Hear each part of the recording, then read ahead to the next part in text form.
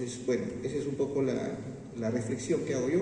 Pero ahora quisiera más bien pasar a las preguntas que puedan hacer a la psicóloga. Estoy seguro que habrá preguntas para ella, ¿no? Y ha tenido que soportarme a mí más bien que esté hablando. Doctora, con respecto justamente a lo que usted decía de que hay predisposición hacia el mal, he leído casos, incluso en películas que son muy actuales, digamos, reales, acerca de ciertas criaturas que tenían mucha tendencia a maltratar a sus amigos, maltratar animales desde pequeños, y cuando creció se volvió casi un asesino en serie.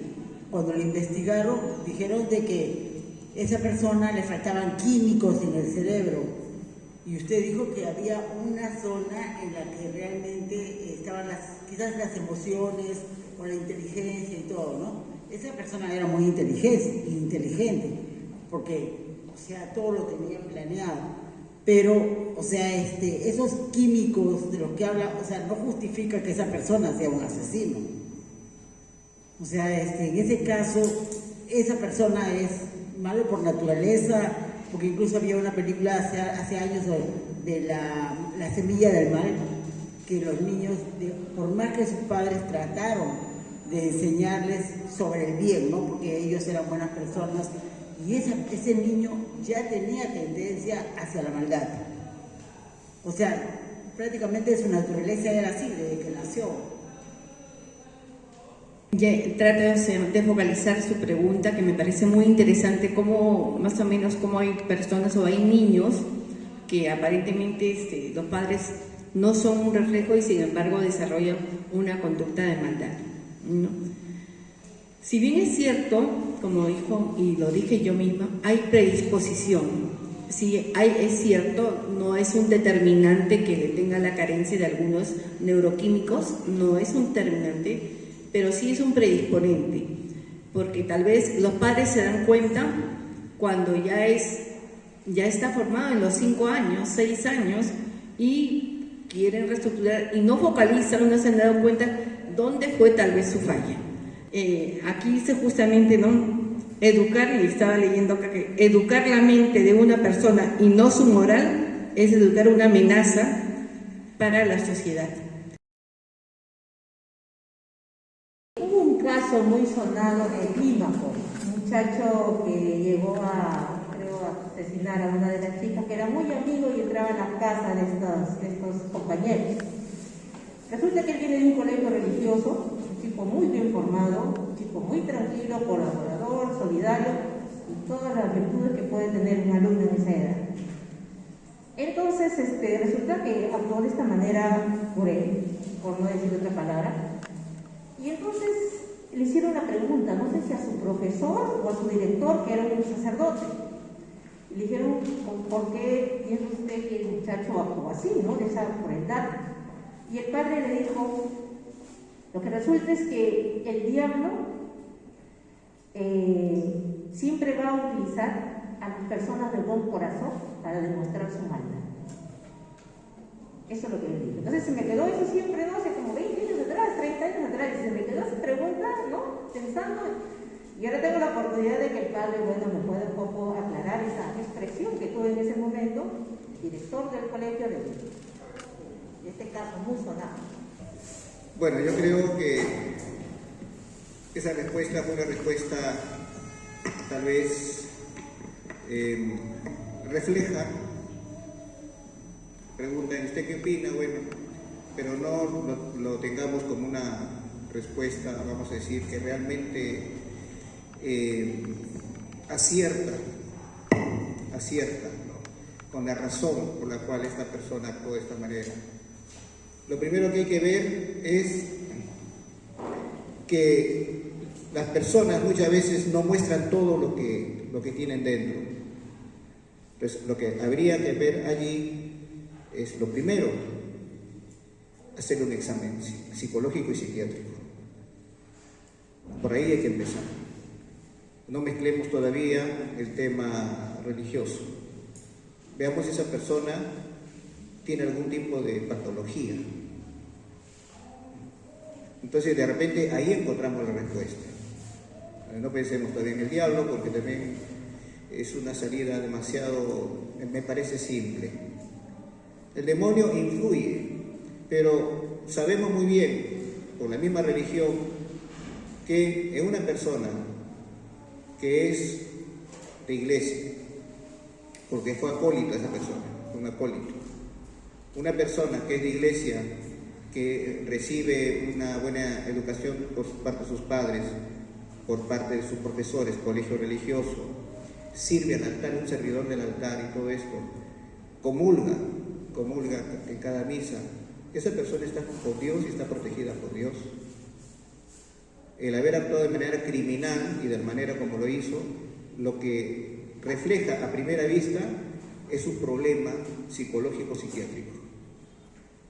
Yo iría por allí primero, más que estar buscando una respuesta en que el demonio... Sí, el demonio nos puede sugerir cosas terribles, pero el demonio no tiene tanto poder como Dios, ¿no? Entonces, si una persona está en Dios, pues a menos que uno se meta con el demonio, porque hay personas que se meten con demonios en Ouija, se meten en internet a cosas del demonio, entonces ahí, bueno, podríamos hablar, pero esta persona no era así, tenía un problema. Eso sería. Bien, una última pregunta, ya, una y dos, ya, porque ya vamos a, por favor, gracias.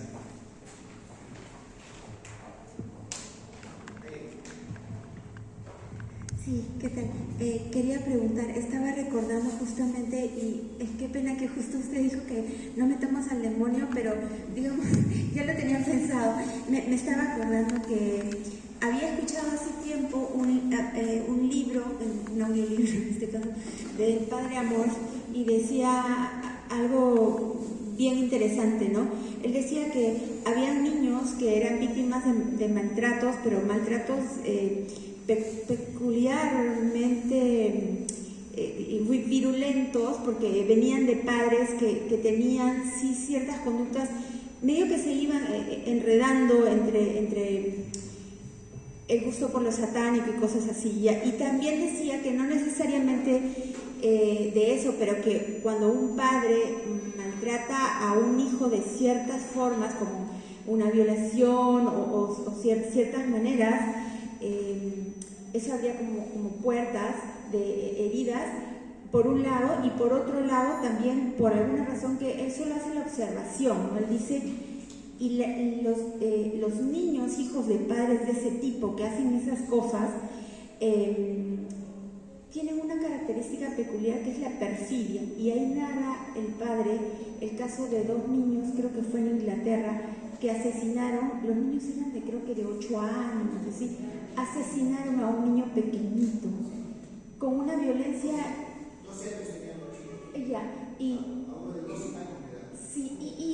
Y él explicaba la historia de cada uno de los niños, y así él se basaba en eso para decir que esa era la perfidia que él veía en esas víctimas, o sea, esos victimarios que a su vez habían sido víctimas, pero él lo veía así por un lado de la acción demoníaca.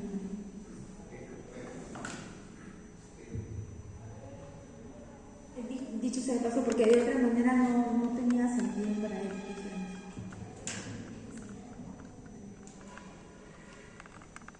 Bueno, hay que tener mucho cuidado en este tipo de afirmaciones que vienen de personas respetables también, porque yo al menos admiro a este exorcista que ha mencionado usted, yo lo admiro mucho, pero no hay que dar el salto todavía si acaso no se han dado los pasos necesarios para explicar la razón de ser de un acto criminal.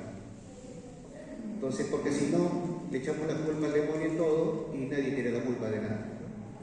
Entonces, no sé, parece que el demonio me incitó a abandonar a mi mujer y mis hijos. Es el demonio, ¿no? Sí, pues por eso, como nunca iba a misa y esto, pues la mano del demonio, bueno, y así podemos poner ejemplos de repente un poquito risibles, pero que en realidad pues podríamos llegar a eso de prácticamente negar lo que la Iglesia, en base a la revelación, dice de que el hombre es libre es capaz de darse cuenta del bien y del mal y elegir si hace el bien o hace el mal. Ahora, que hay un condicionamiento para su actuar, eso también es cierto, pero el hombre se da cuenta cuando hace el bien, cuando hace el mal, a tal punto que cuando hace el mal, él sabe que no quisiera que ese mal se lo hicieran a él. Es decir, él es consciente de eso, hay una conciencia moral. A la conciencia se le llama, en moral católica, se le llama la voz de Dios, se le llama la voz de Dios. Mi conciencia me dice, esto que vas a hacer está bien o está mal. Dios te está hablando a través de tu conciencia. Entonces, ese es el primer paso, reconocer que Dios nos ha hecho bien, nos ha hecho capaces de distinguir el bien del mal y que más bien, como bien dijo la psicóloga, la repetición de acciones buenas nos hace virtuosos, la repetición de acciones malas nos hace viciosos. Entonces podemos nosotros educarnos para el bien o educarnos para el mal. Indudablemente habrá condicionamientos en que las personas pues tienen sentimientos que se encuentran dentro, se desordenan y puedan allí ciertamente guardar algún tipo de resentimiento, o algún tipo de deseo de venganza, o de que otros sufran lo mismo que yo he sufrido. Ya esos son problemas psicológicos, problemas que hay que resolverlos mediante la psicología y si el caso es grave, con la psiquiatría, porque ya es un asunto ya del cerebro, que algún líquido ahí está funcionando mal, ¿no? Pero nunca quitar la responsabilidad, en las obras que realiza el ser humano.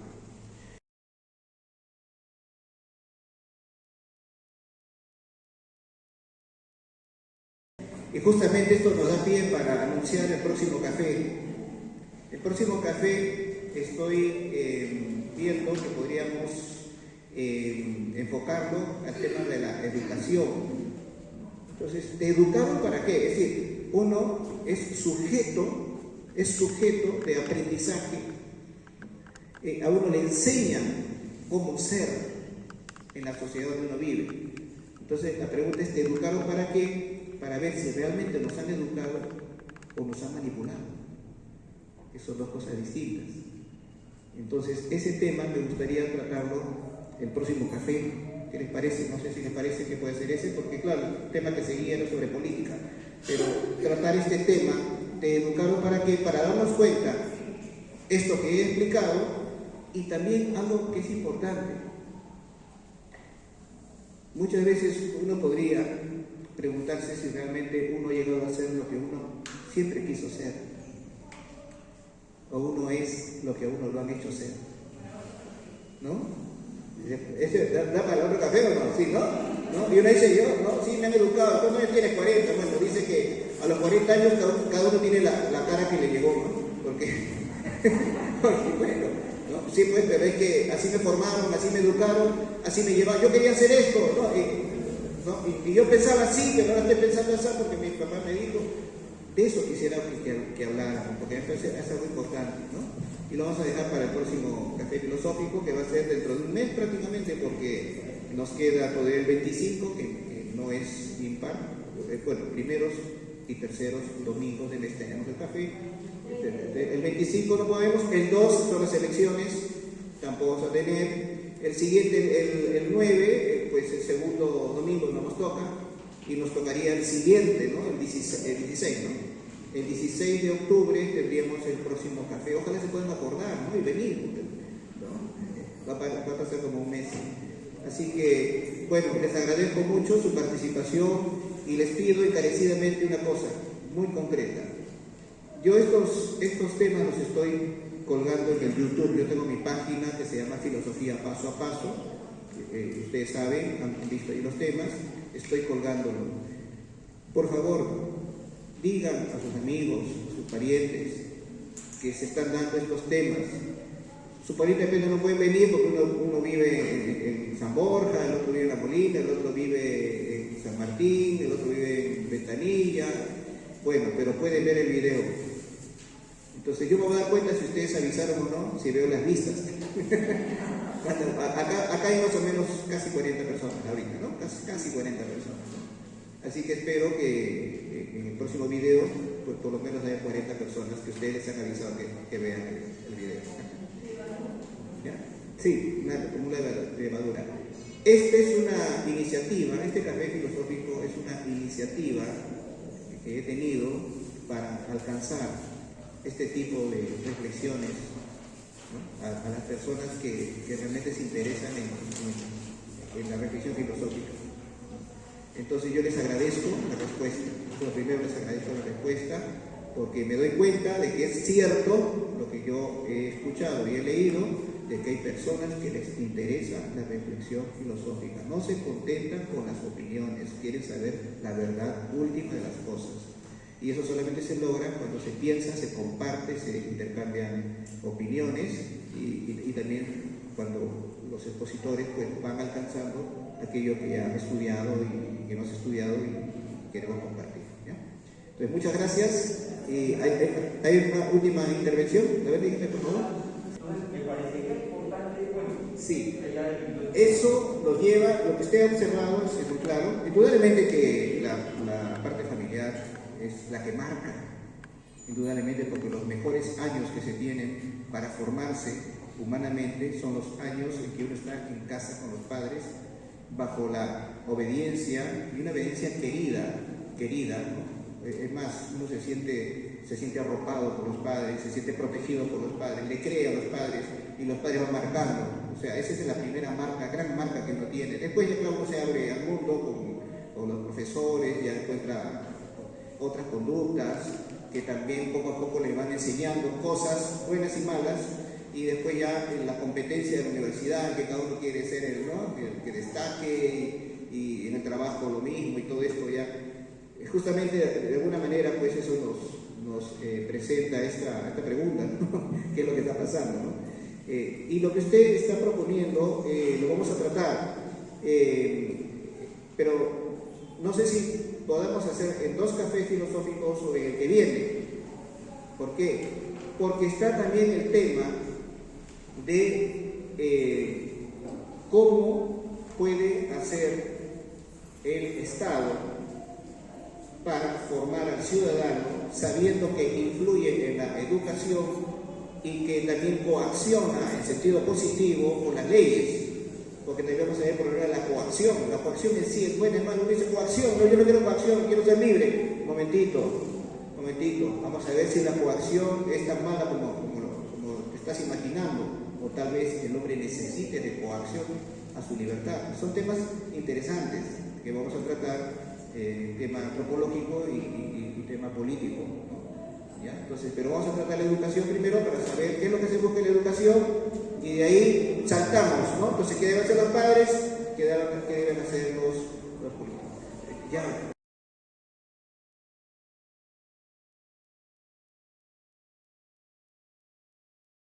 Por eso, hay 2 enfoques ahí. El enfoque, ¿qué es la educación? ¿Qué debe buscar la educación de acuerdo a la naturaleza humana? ¿No? Lo primero. Y segundo, es ver cuáles son los condicionamientos que tiene el hombre para educarse. Y ahí es donde aparece todo lo que usted dice. Ahí lo dejamos. Bien, muchas gracias a todos, ¿no? Y los espero pues el día 16 de octubre para un nuevo café filosófico. Vénganse con una persona más. ¿Ya? Vénganse con una persona más para que aprovechen. Muchas gracias, buenas noches.